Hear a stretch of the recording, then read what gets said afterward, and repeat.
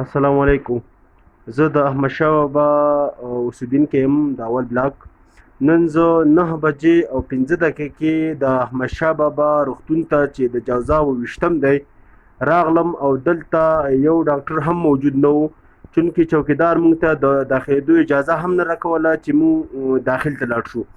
خو موږ ورته په ډېر هغه جدي ډول وویل چې دا مریض چې دی د مرګ حالت کې دی او موږ ته اجازه راکړه. هغه وایي چې زه به اجازه درکړم خو یو ډاکټر هم نشته دی. خو موږ ته اجازه واخیسته او داخل ته لاړو او عجل خونې ته لاړو. یو ډاکټر هم موجود هلته نه و. یو ډاکټر چې ځان یې د جراحي ډاکټر معرفي کولو، زه جراحي ډاکټر یم او زه په خدمت کې یم او نور یو ډاکټر هم نشته دی. اوس فلحال موږ دا یو شخصي شفاخانې ته راوړی دی ډاکټر ته چې دلته یې تداوي لاندې ونیسو.